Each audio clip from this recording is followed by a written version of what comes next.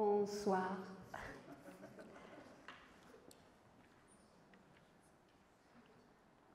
On y va? Je suis ravie aussi, moi-même, d'être ici. Et j'ai découvert des actions extraordinaires qui m'emplissent de joie et d'espoir, voilà, pour l'avenir de nos sociétés, s'agissant de l'architecture, de la ville et de l'état du monde. Alors, c'est parti. Donc, l'éducation des enfants aux questions complexes portant sur le cadre bâti doit se faire, selon moi, et avec l'expérience que j'ai pu mener, sur un mode culturel. C'est avec cette conviction que Arc en Rêve a été créé.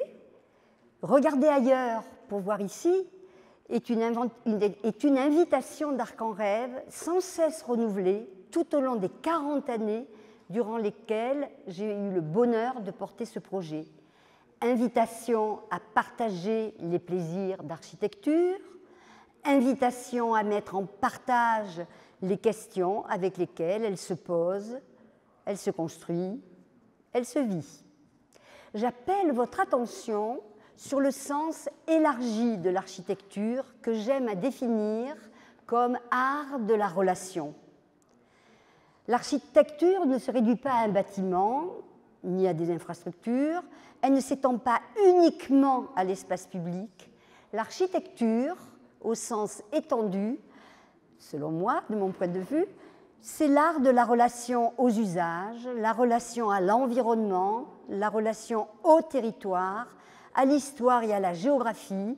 C'est la relation entre mémoire et projet, à ne pas confondre entre modernité et patrimoine.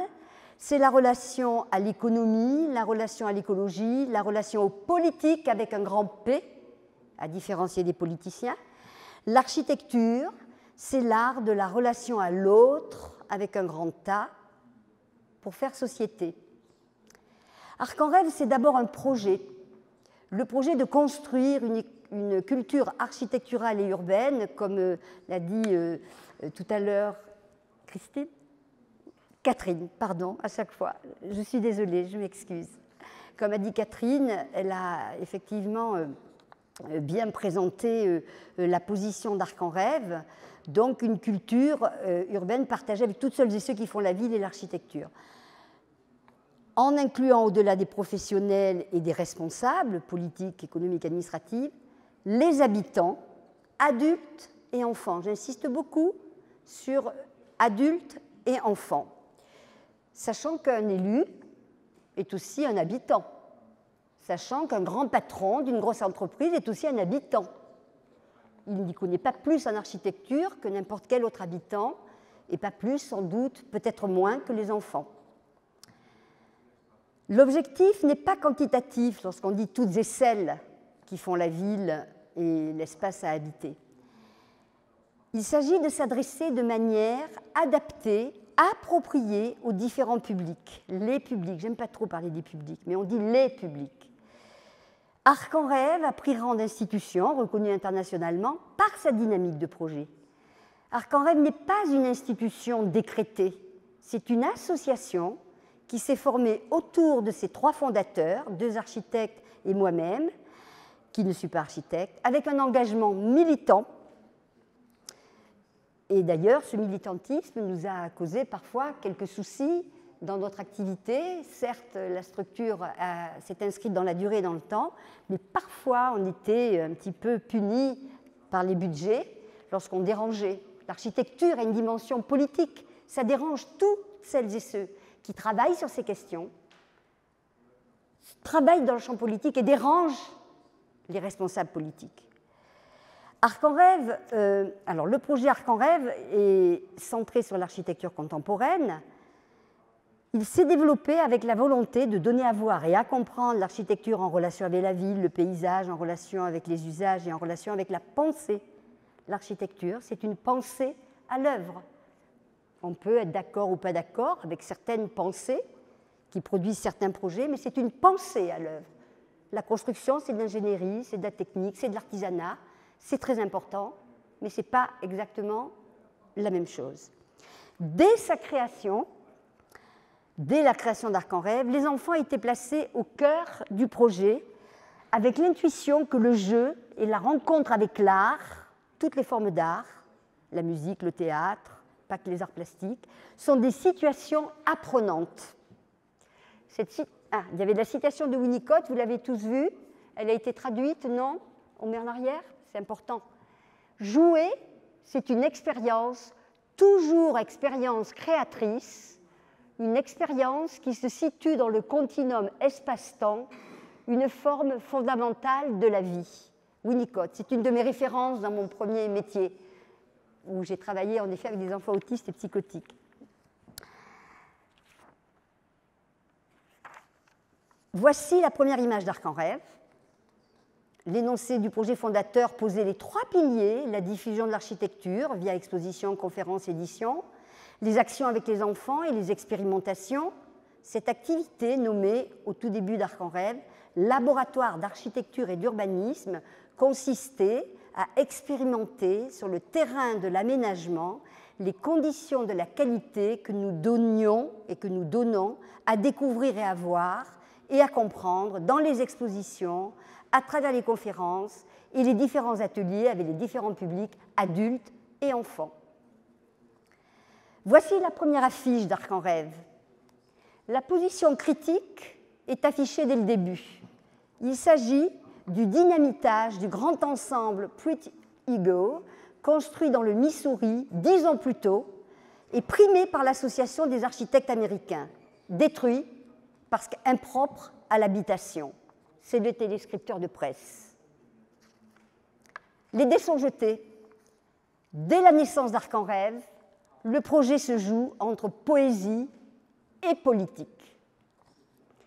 Les 3 piliers d'Arc en Rêve réunissaient 3 typologies d'actions en constante interaction. Exposer la création architecturale contemporaine, sensibiliser les enfants à l'architecture, au sens étendu, expérimenter sur le terrain de l'aménagement opérationnel. La programmation d'Arc en Rêve, volontairement éclectique, à des œuvres de tout pays, de toute sensibilité, est le pilier d'un travail d'acculturation exigeant qui participe des conditions de la qualité de la production de l'architecture et de l'aménagement de la ville et des territoires à habiter. Il n'y a pas que la ville, il y a aussi la campagne, l'interland des villes, évidemment. Les expositions sont un corpus qui participe directement du travail de pédagogie publique d'Arc en Rêve. Qu'elles soient monographiques ou thématiques, les expositions sont consacrées à des œuvres de référence internationales ou à la création à l'œuvre localement sur le territoire bordelais avec des architectes locaux ou d'ailleurs, ou encore des expositions sur le thème du logement collectif, par exemple pour dédiaboliser la forme tour et bar, avec des exemples dans tous les pays d'Europe qui priorisent la conception architecturale au service des espaces à partager. Car les tours et les bars permettent de dégager des espaces à partager au-delà du logement particulier. Ou des expositions sur l'habitation individuelle montrant en quoi la création architecturale peut faire de la maison qu'elle fabrique de l'urbanité et pas simplement les individualités. Le contenu des expositions est support d'animation avec des projets placés sous le titre, par exemple, en quête d'architecture, où les expositions inspirent parfois la création de nouveaux outils de médiation. Donc là, vous pouvez avancer plus vite.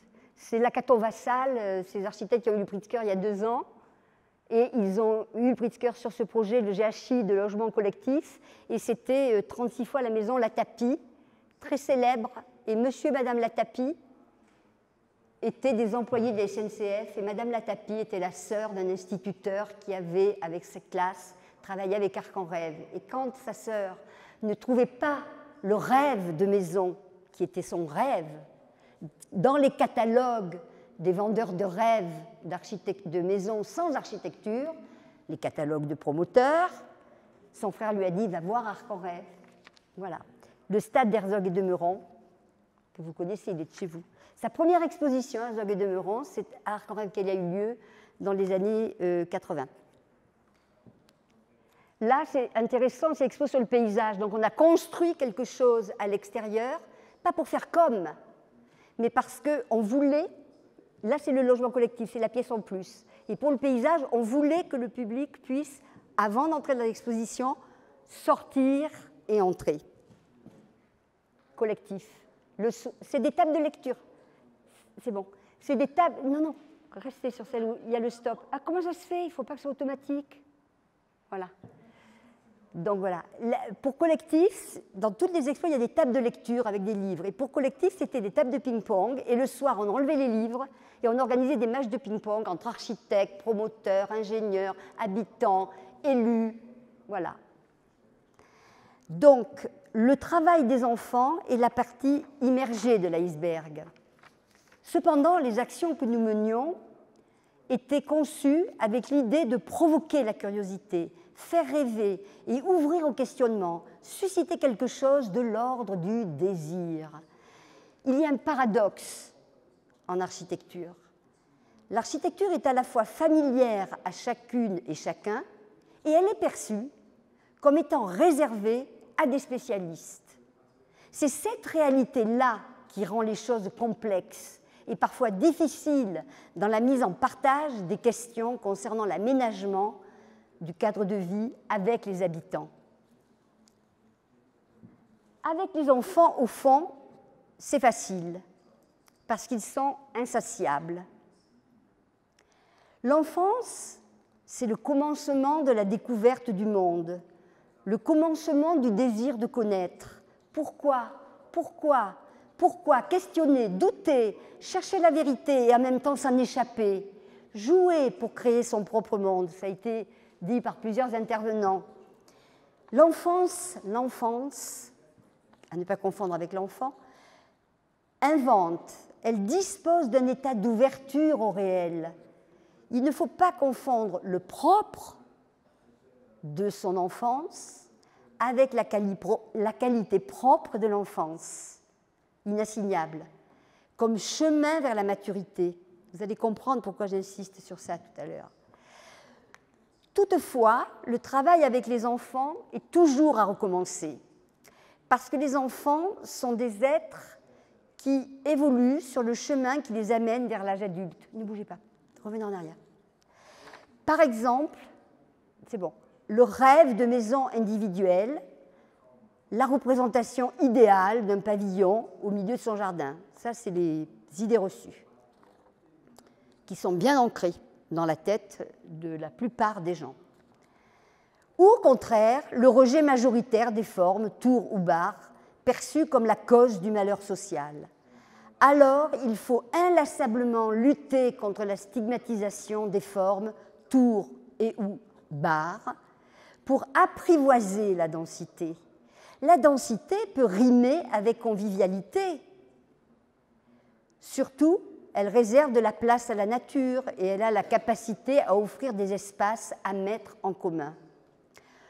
Autre exemple sidérant, tout doux, vous auriez pu avancer, pardon, je ne l'ai pas dit.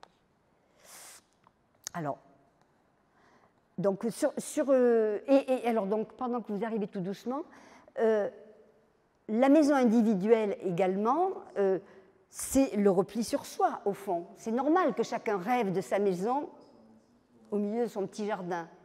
Mais quand on n'a pas assez de sous pour pouvoir avoir une maison et dans un jardin, où est-ce qu'on va chercher à construire sa maison? Loin du centre-ville, parce que les terrains sont moins chers, loin de tout. Et ça participe du processus d'exclusion, et en plus, ça participe aussi de la pollution. Mais comme on n'a pas assez de sous pour se payer de voitures, vous comprenez qu'il y a un processus quand même très grave qui se met en place avec cela. Donc il y a un vrai travail de repositiver la densité et le logement collectif. C'est un travail qu'on avait entrepris parmi d'autres. Alors, autre exemple sidérant, la notion de développement durable. Tout le monde sait que le développement durable recouvre des enjeux sociaux, économiques et environnementaux. On oublie la plupart du temps le quatrième pilier, la culture. Mais la transversalité du développement durable est comprise par le plus grand nombre, y compris par les enfants. Ils comprennent très bien, ils n'emploient peut-être pas ce mot, mais ils comprennent. Mais en revanche, en matière d'architecture, les esprits se rétrécissent. Et le développement durable, jusqu'à il n'y a pas si longtemps encore, se réduisait tout simplement, encore un peu aujourd'hui, aux économies d'énergie et aux matériaux recyclables. Ça, c'est de la technique, parfois des lobbies industriels, mais ce n'est pas l'architecture. Savez-vous que dans les documents européens, le mot architecture est écrit nulle part? Il y a logement, équipement, infrastructure, aménagement. Comme si c'était un gros mot, le mot architecture. C'est pour ça que je tiens à employer ce mot architecture au sens étendu. C'est la valeur la plus forte de l'architecture, c'est l'hospitalité. Elle accueille à l'école, elle accueille dans les rues, dans les espaces de travail, ici. Voilà, donc c'est très important. Et le développement durable, effectivement, ne peut pas se réduire aux économies d'énergie, aux matériaux recyclables, car s'il s'agit du développement pour tout l'homme et tous les hommes. Force est de constater que lorsqu'il est question de valeurs sociales, l'architecture est oublieuse. Nous savons que les effets du travail culturel s'éprouvent sur le temps long. C'est pourquoi le travail avec les enfants doit aussi se faire en même temps avec les adultes. Les adultes, je le disais tout à l'heure, qui sont des élus ou des responsables administratifs et techniques, les adultes qui sont aussi des parents, ça a été dit ce matin ou cet après-midi, qui éduquent les enfants et qui leur transmettent leurs idées reçues. Il faut se défaire des préjugés puissants qui emprisonnent notre esprit. Il faut sortir notre esprit d'adulte. Il faut sortir des murs de l'institution. Suivante. C'est cette exposition, par exemple, comme d'autres, hors des murs, qui a été réalisée en partenariat avec le haut responsable d'un grand projet d'urbanisme à Bordeaux, Euratlantique, lancé sur le territoire sud de la métropole de Bordeaux. L'arène, la voilà celle-là, vous la voyez bien, c'est une grande bande dessinée intitulée, c'est une expo, Il était une fois demain, créée avec des dessinateurs de BD et un philosophe pour le texte. La parole politique s'expose avec l'objectif de la ville millionnaire. Je ne sais pas si ça ne doit pas vous parler à vous, hein, mais en France, les villes qui atteignaient 1 million d'habitants avec l'agglomération pouvaient avoir le statut de métropole. Pas le mot métropole du langage commun, mais un statut administratif et qui permettait d'avoir certaines subventions d'État qu'ils ne pouvaient pas avoir. Donc la ville millionnaire. Donc la parole politique s'expose pour accéder au statut de métropole et la parole insolente s'expose aussi. On a sollicité des graphistes, activistes qui ont écrit « Bordel Dorado ». Bordel, c'est un gros mot en français. Bazar. Le directeur général de l'établissement public n'était pas très content et en même temps, il a joué le jeu, l'aménageur public.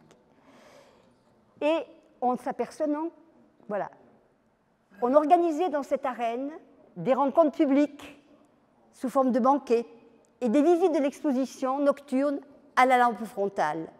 À chaque fois, trouver des dérivatifs pour donner envie. En plus, il fallait avoir envie d'aller dans ce quartier, qui était un quartier où il n'y avait pas grand-chose, il y avait de la boue et tout. Donc ça a bien marché. Les expérimentations sont essentielles au projet originel d'Arc en Rêve, j'y reviens maintenant. Pour mémoire, elles constituent donc le 3e pilier. Certes, l'action du centre Arc en Rêve s'inscrit résolument dans le champ culturel. Cependant, nous le savons bien, les effets d'un travail culturel sont à long terme, à 10 ans, voire à 20 ans. C'est pourquoi nous avons inventé ces projets spécifiques en prise directe avec l'aménagement opérationnel, afin que notre travail ait un impact sur le terrain de l'aménagement. On a beaucoup travaillé sur l'aménagement des écoles. Et là, je vais vous présenter... donc, j'aime bien dire que c'est important de sortir, de regarder ailleurs. Pour voir ici, c'est sortir du cadre. C'est sortir du monde que l'on connaît pour découvrir un autre monde. Et là, je vais vous donner un exemple d'une action dite expérimentation. C'est un appel à idées lancé par Arc en Rêve qui s'appelait Bordeaux, port de la Lune, parce que la Garonne forme un croissant de lune en traversant Bordeaux. Ça veut dire qu'il y a une rive avec la ville historique, à l'extérieur de la courbe, et à l'intérieur, il y a une autre partie de la ville qui était la ville ouvrière, où il y avait toutes les industries, etc., travailleuses. Mais voilà, je continue. Donc on a lancé cet appel à l'idée en 1989 et on a eu l'idée de le faire en 1987, donc juste 7 ans, c'est pour ça que c'est le chiffre magique, 7 ans après la création d'Arc en Rêve. Il a donc été lancé sur un mode culturel, car Arc en Rêve n'est pas un aménageur ni un opérateur public, il n'y avait pas de perdants ni de gagnants. À cette époque, l'activité du port de commerce était en train d'abandonner le centre de Bordeaux pour se déplacer en aval, à l'embouchure du fleuve. Car Bordeaux est à 100 km de l'océan, et ce qu'il faut comprendre, c'est que le fleuve, on est à 100 km de l'océan. Quand la mer descend, il y a 6 à 8 mètres d'étiage sur la Garonne. Non seulement c'est un fleuve très large, 400 à 500 mètres, et en plus il y a un mouvement de marée. C'est-à-dire que et quand la mer monte, le flot s'inverse. À Bordeaux, voilà, hop, ça va dans ce sens, alors que la source est de l'autre côté. Et donc, il faut comprendre que ça veut dire que si les anciens ont construit les quais sur la rive gauche, c'est parce que les quais se nettoient, cette rive se nettoie naturellement avec le flot du fleuve qui vient 2 fois par jour. Et donc, de l'autre côté, elle s'envase naturellement. Et vous comprendrez donc pourquoi, suivante, le projet Beaufil était stupide. Vous voyez bien qu'elle n'est pas jaune, la Garonne. Alors, qu'est-ce qui nous fait en face? Une ville postmoderne qui reflète la belle façade historique. Nous, quand on a vu ce projet arriver, on se dit, alors ça fait 7 ans qu'on travaille, qu'on fait des petits projets dans la dentelle, dans les écoles, qui n'étaient pas que les ateliers avec les enfants. Ça ne va pas. Donc on a lancé ce jeu, urbain et prospectif, et l'objectif de l'appel d'idées était double. 1, promouvoir l'architecture contemporaine, tout contre la façade historique, parce qu'on s'est dit, il ne faut pas qu'ils fassent la même bêtise, peut-être pas avec la même image, mais quand il va y avoir les quais à aménager. Et la deuxième chose, c'était promouvoir une méthode de programmation itérative utilisant le projet comme programme, c'est-à-dire une démarche complètement alternative au processus d'urbanisme usité à l'époque dans la tradition de la planification urbaine. C'est-à-dire qu'on appelle des architectes non pas pour faire un projet, mais pour nous montrer des visions possibles. Arc en Rêve a choisi 7 équipes qui ont été invitées par le maire de Bordeaux, l'ancien maire Jacques Chaban-Delmas, qui nous a accompagnés dans ce projet. Jamais on n'aurait lancé ce projet si on n'avait pas eu son accord, parce que c'est le grand maître d'ouvrage de la ville, et ça n'aurait pas été intéressant de le faire comme ça, d'une manière... on ne pensait pas toucher le projet Beaufil.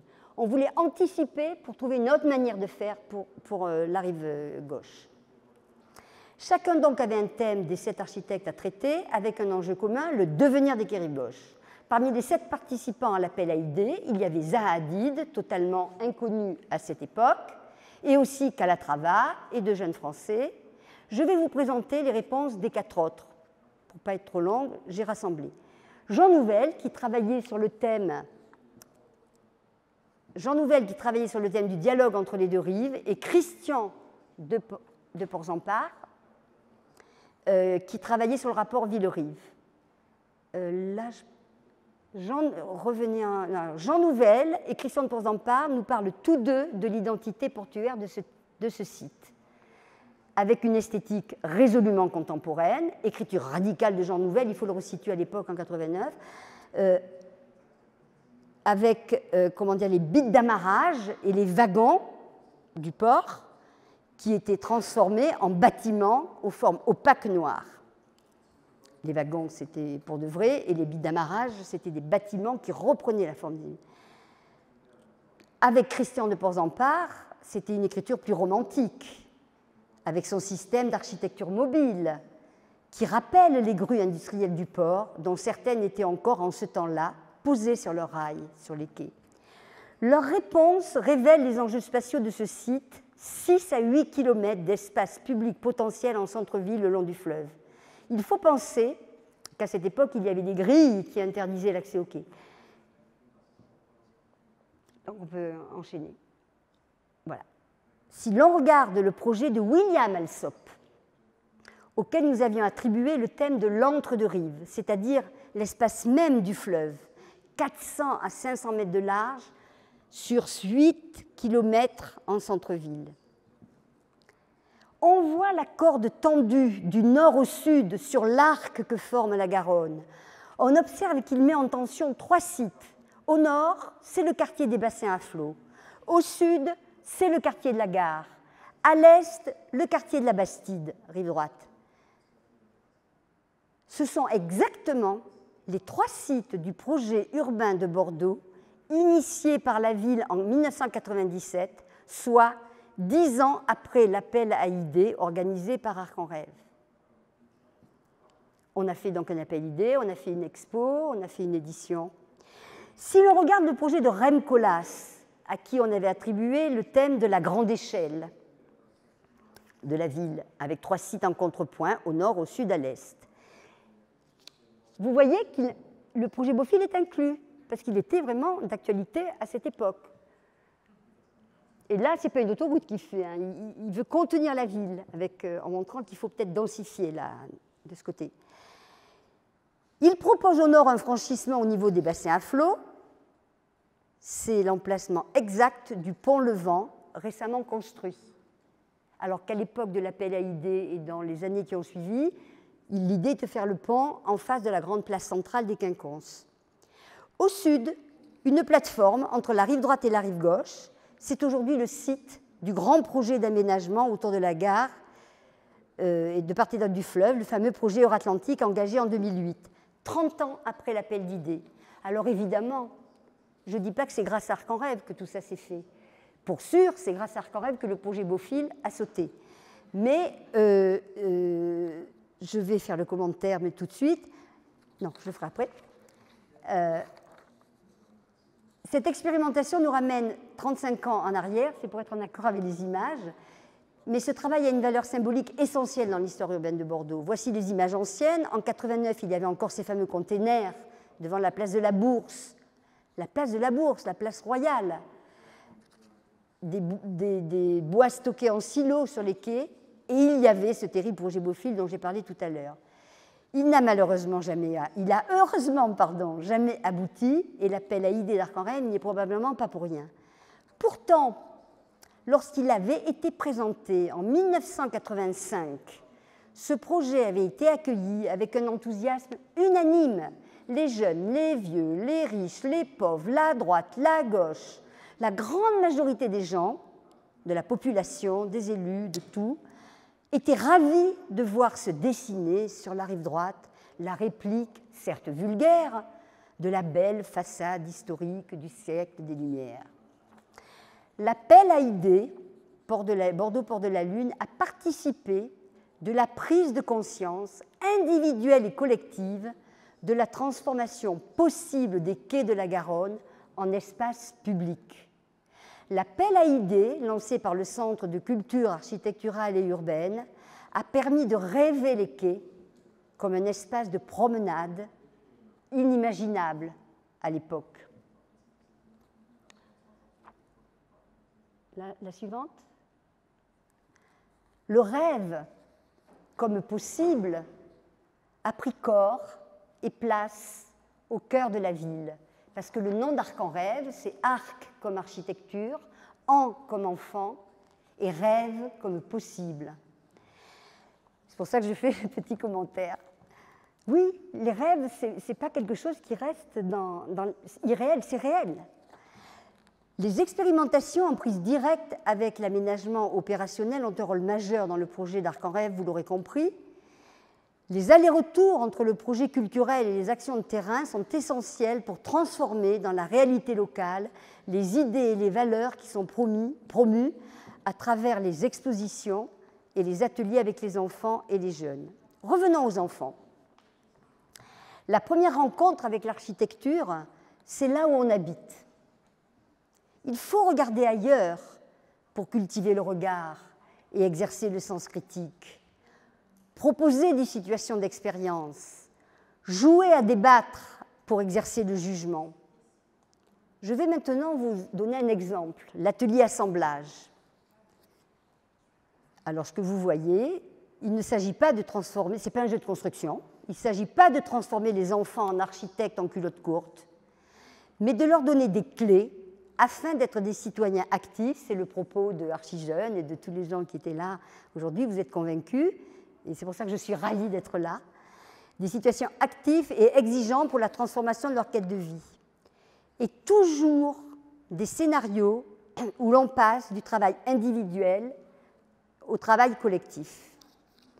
Parce qu'en fait, vous êtes allé trop vite, l'atelier ne commence pas au moment où ils assemblent individuellement des pièces, non plus au moment où ils assemblent chaque élément pour faire une construction. L'atelier commence quand on projette ces images, le vrai du travail. Pourquoi? Parce que quand on voit ça, on parle d'un seul coup, l'architecture est relativisée avec quelque chose qui la surpasse. Et c'est pareil pour l'image d'avant, et on continue. Voilà, vous avez vu les différentes images, et là, il y a tout un travail qui est fait. Il regarde, vous pouvez reprendre la suite. Voilà. Il y a le temps de l'expérimentation, celui de l'observation, et puis celui de la discussion. Le temps de l'échange et de mise en partage de l'expérience permet de construire cet espace commun. C'est-à-dire qu'à Arc en rêve, quand on travaille avec les enfants, ou même avec des adultes, on fait tout le contraire de ce que je fais aujourd'hui. On ne parle pas.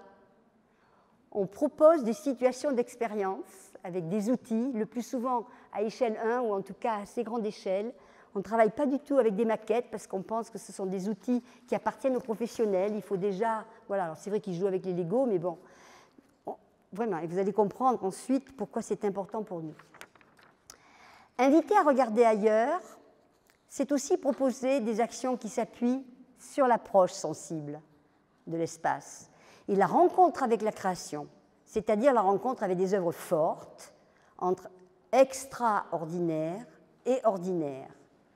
L'une et l'autre, l'approche sensible et la rencontre avec la création, se croisent, se répondent, s'entremêlent et s'amplifient.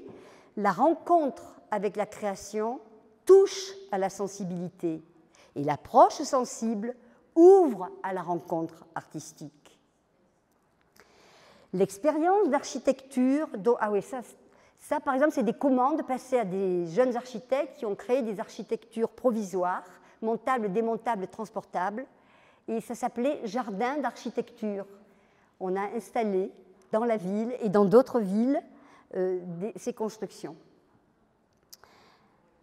L'expérience d'architecture dont je parle n'est pas sans référence à John, alors je sais mal le dire, Dewey, psychologue et philosophe américain, penseur du début du XIXe siècle, qui est aussi une référence en matière d'éducation nouvelle.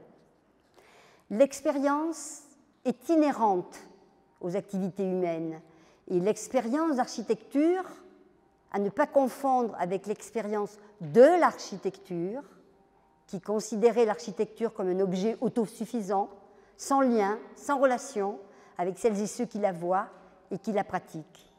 L'expérience d'architecture, donc, se joue tout à la fois dans la vie sociale, dans l'intime, dans l'usage domestique et les activités de consommation, de loisirs, de travail, etc., naturellement dans les savoirs techniques et l'art de construire. L'expérience en relation avec la création architecturale ne se réduit pas à l'observation d'un bâtiment, non plus à sa visite, ni même à la production d'une œuvre. Parce que, alors, c'est en éprouvant l'architecture, le projet d'urban design de paysage, que l'œuvre prend corps. Sans l'expérience esthétique de l'habitant, l'architecture n'est pas, sinon une simple construction. L'architecture au sens étendu dont j'ai parlé tout à l'heure.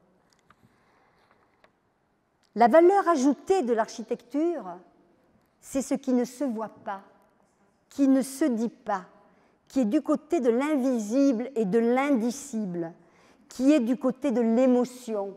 Et c'est ce qui fait qu'on dit j'aime, j'aime pas. Ouais, c'est naturel et c'est pas contestable. C'est cette expérience du sensible qu'il faut mettre en jeu pour créer les conditions de l'étonnement, de la découverte avec le corps et du plaisir capable de produire de la connaissance. Le sensible, c'est la sensation, la perception, la réception, l'appréciation. Restez là, c'est marcher dans la ville pour comprendre comment ça marche, la ville. Par exemple, la valeur ajoutée architecture se pense, se crée et se vit de manière relationnelle dans l'espace privé, au sein de l'espace public d'une société démocratique. J'adore cette image et on l'utilise souvent dans nos interventions, séminaires, ateliers. C'est une photo de photographe, c'est important à chaque fois parce que le photographe cadre le regard avec son œil de photographe. Il y a un cadrage artistique et il y a une force plus forte que si c'est des photos amateurs. Donc là, j'aime cette image parce qu'elle parle de la contemporanéité et on montre que à ne pas confondre avec l'architecture contemporaine, c'est qu'en fait, les usages nouveaux peuvent s'inscrire dans le déjà là, tout simplement. La façade historique, le tram, la moto, etc.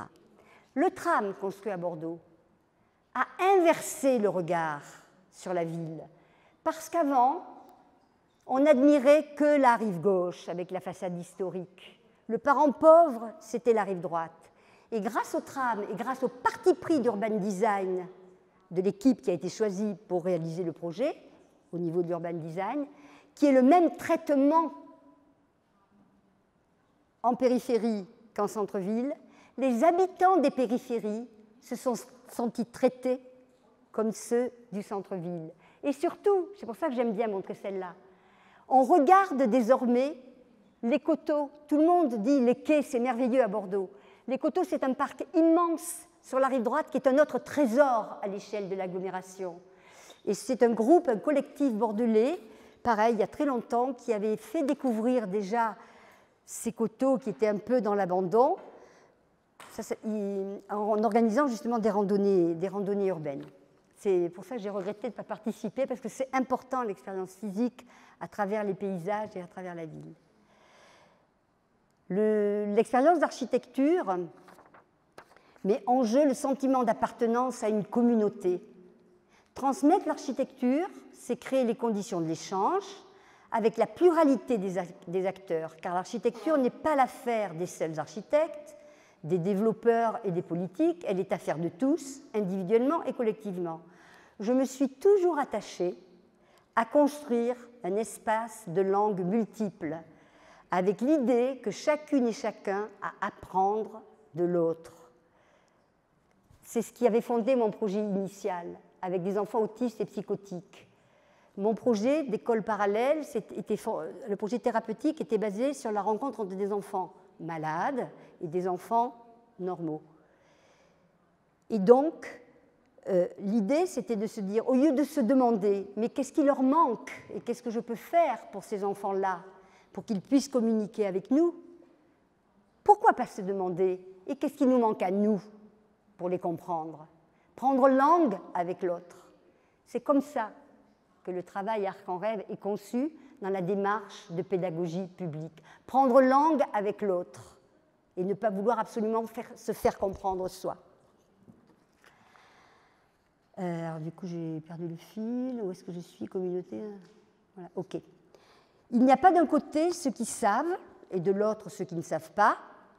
Selon Edgar Morin, la compréhension entre les sociétés suppose des sociétés démocratiques ouvertes. Pour qu'il puisse y avoir compréhension entre différentes formes de pensée, il faut comprendre les causes de l'incompréhension des unes à l'égard des autres. Et alors, il est possible de les dépasser. Il y a des exemples qui ont été montrés qui ont à voir avec ça ce matin. Il ne peut y avoir de progrès entre les individus, les nations, les cultures, sans compréhension mutuelle. Là, on passe à une échelle autre que celles du quartier, de la ville ou du pays où on habite. Les cultures doivent apprendre les unes des autres, les cultures différentes dans une ville, dans un quartier, mais aussi à l'échelle du monde. Comprendre, c'est sans cesse apprendre et réapprendre.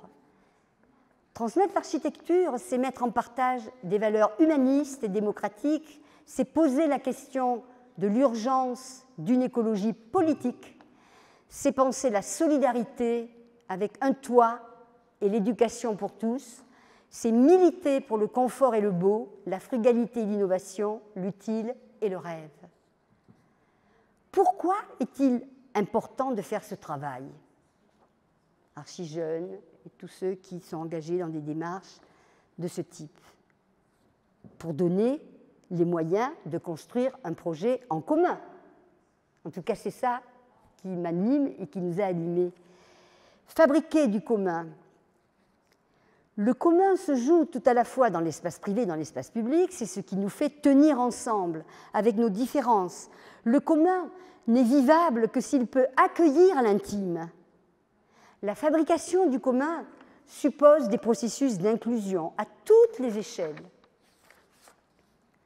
À l'échelle micro de l'espace de la maison, j'aime à citer cette phrase d'une sociologue, Monique Eleb. Alors, je ne sais pas si ça marche dans la traduction, mais elle dit en français, il faut toujours, à propos de la maison, elle est spécialiste sur la question du logement, il faut toujours un débarras pour abriter les embarras de la famille. C'est cet espace où on range les affaires en désordre. Et à l'échelle macro, la plus grande échelle, il y a ce droit universel à la respiration. On parlait de la qualité de l'air tout à l'heure. C'est un droit universel, pas simplement dans sa ville, son pays, en Europe. C'est toute la planète. Voilà, ça pose la question donc, des iniquités territoriales, des conditions d'habitation de la planète. Regarder ailleurs pour voir ici suppose aujourd'hui, plus que jamais, de se poser ces questions. Comment penser tout à la fois le local et le global, le proche et le lointain, l'urgence et le temporaire, les migrations et les frontières, le confort et le beau, le rêve et l'utile. Regarder ailleurs, c'est s'éloigner du tumulte des images qui nous aveuglent et qui nous font ignorer les possibles alternatives au modèle dominant de nos sociétés humaines, dont nous savons désormais qu'il n'est pas infaillible, car un petit microbe, certes couronné, peut faire imploser le monde. Regarder ailleurs, c'est faire bon usage de la lenteur. Faire bon usage de la lenteur, c'est une formulation et un titre d'un livre de Pierre Sanso, un philosophe-poète. Je veux dire que c'est s'abstenir de rentabiliser les secondes qui passent, écouter le silence pour entendre les savoirs à l'œuvre sur tous les continents. Regarder ailleurs, c'est prendre conscience du droit à la respiration dont j'ai parlé tout à l'heure, qui est le titre d'un article de Achille Mbembe, un sociologue africain qui vit entre les États-Unis et l'Europe. J'insiste là-dessus parce qu'il y a 40 ans, évidemment, on avait un petit peu ça en tête, mais ce n'était pas énoncé. Et on ne peut plus aujourd'hui, et ça fait maintenant plus de 10 ans, peut-être 15, qu'on travaille sur cet état du monde, parce qu'on ne peut plus aujourd'hui, quand on parle d'architecture et donc de l'habitation humaine, il y a un monsieur qui est intervenu tout à l'heure en disant qu'il fallait éduquer dans des lycées techniques tous ces jeunes gens qui vont construire ces enjeux de la construction durable.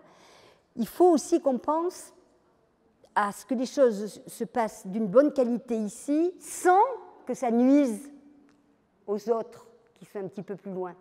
Donc ça, c'est vraiment quelque chose qui est très, très important pour nous dans le travail que nous faisons.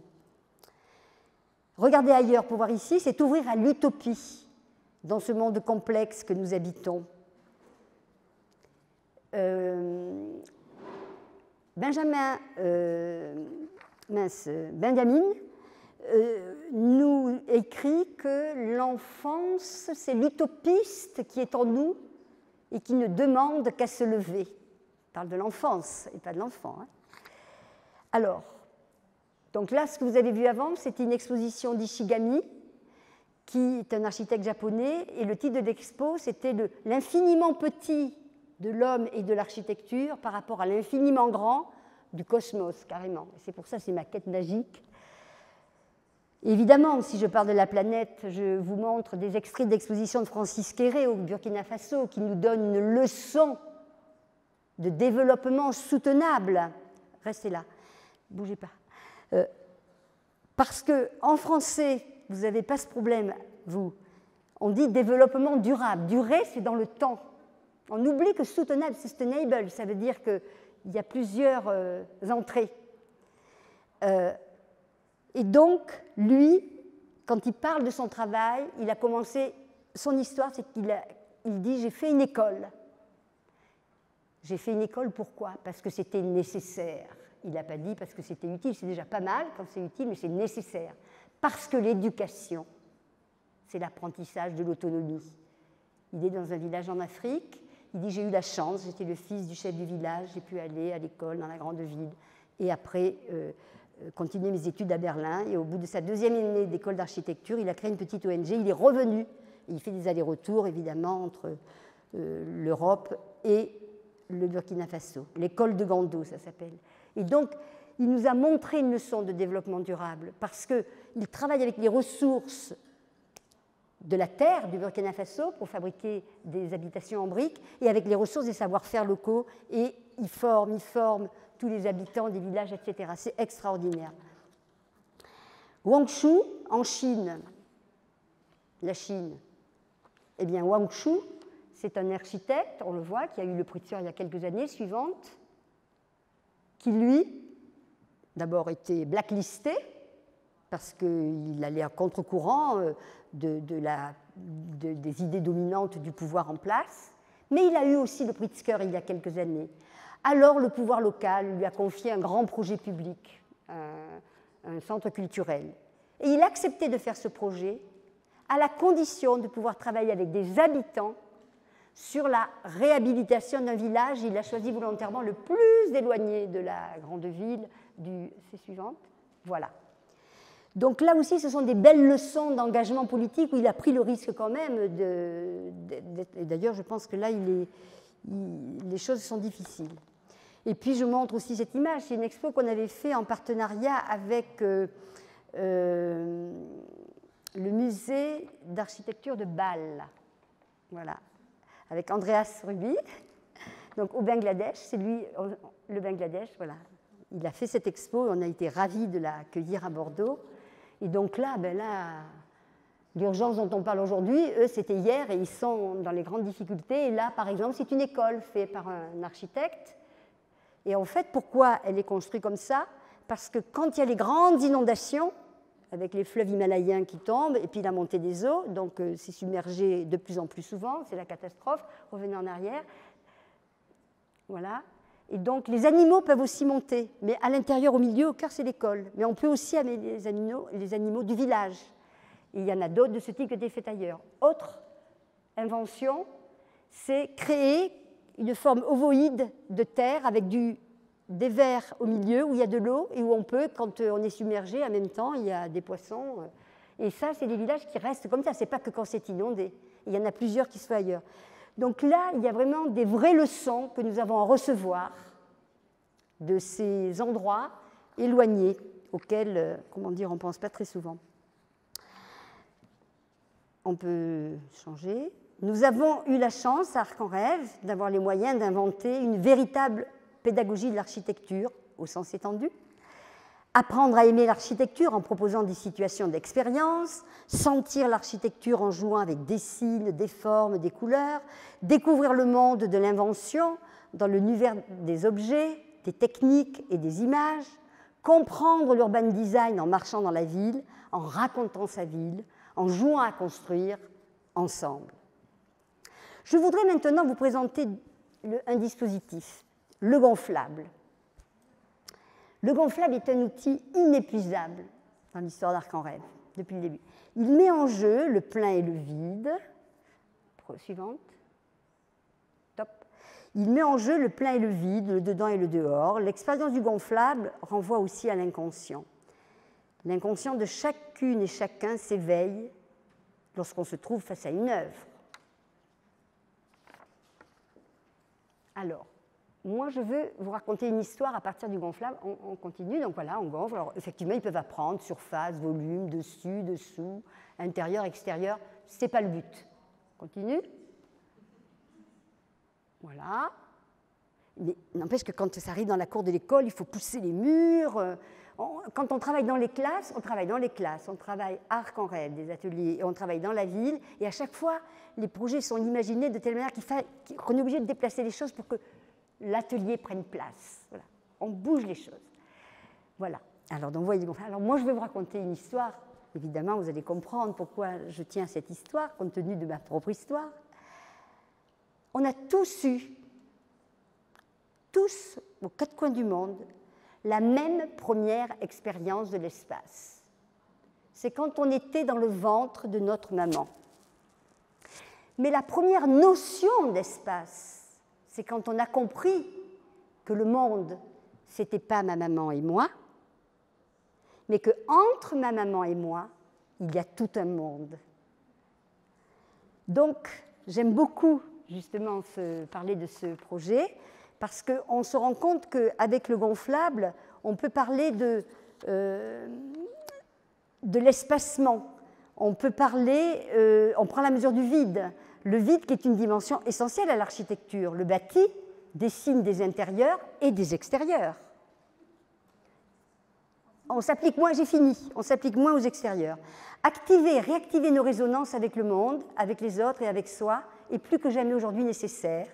À cet égard, la coopération est un enjeu essentiel, c'est le dernier chapitre, est un enjeu essentiel de l'éducation. Coopérer, c'est produire des savoirs augmentés par l'écoute du point de vue d'autrui pour reformuler le sien. L'espace de l'épanouissement, l'espace de la connaissance de soi, c'est celui des entre-deux, des lisières. À propos de l'éducation, il ne faut pas confondre avec l'instruction qui se mesure, qui est de l'ordre de ce qui se passe de l'apprentissage à l'école. C'est pour ça que je suis très réservée sur l'enseignement de l'architecture dans les écoles, parce que ça va formater les enfants, et alors que nous, on ne cesse de vouloir les déformer. Quand ils sont tout petits, ils ne sont pas déformés, mais après, il faut les déformer pour qu'ils puissent...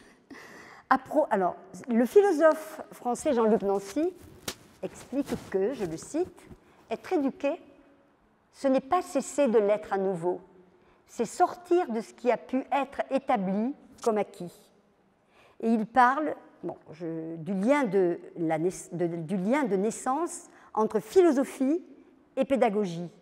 Non pas la pédagogie de l'école, qui est un lieu d'instruction, mais l'exercice d'un savoir, plus précisément d'un amour de savoir, qu'il faut comprendre en un seul mot, au sens de philosophia, où le désir constitue lui-même le savoir, qui est en soi une pédagogie, une interminable conduite de l'enfance hors de soi. Chaque individu est capable de participer au changement qui s'impose à nous. La démarche de pédagogie publique pour le partage de la culture architecturale n'est efficiente que si elle se déploie dans les sphères sociales, politiques et culturelles, c'est-à-dire si elle déborde les logiques sectorielles de l'aménagement du cadre bâti. J'aime à dire que l'architecture est une œuvre chorale. Elle convie les compétences multiples des professionnels et des habitants à jouer la même partition. Ainsi, l'architecture accueille-t-elle une multitude d'altérités. L'altérité, c'est très important. L'architecture, toujours entendue au sens élargi, est le sens pertinent et le champ pertinent de l'éducation à la citoyenneté. La culture, en sa valeur d'espace public entre consensus et dissensus, lieu d'excellence de la controverse où l'esthétique, objet, sujet, prétexte à la rencontre, est une étoile qui éclaire le chemin des voyageurs perdus dans la nuit, certes sombre dans ces temps incertains, où la violence et la sauvagerie est en train de s'exprimer pas loin de chez nous, mais il est toujours possible La violence, elle était aussi dans le projet de l'autoroute, mais il est toujours possible de faire advenir autre chose. Les plaisirs partagés de l'architecture, au sens étendu, sont capables de produire de la connaissance. C'est l'ouverture à la création de nouvelles valeurs. Et je vais citer Walter Benjamin, « Se perdre demande une éducation à l'émerveillement. Il faut d'abord se perdre, et avec l'éducation à l'émerveillement, on peut s'ouvrir à autre chose. » Et c'est la dernière. L'autre, c'est la fin. Voilà.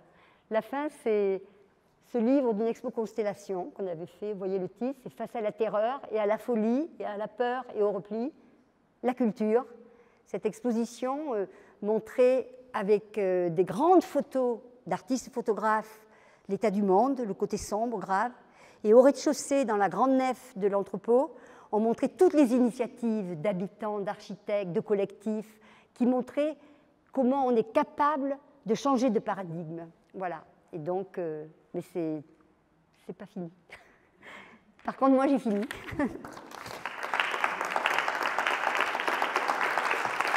Au revoir.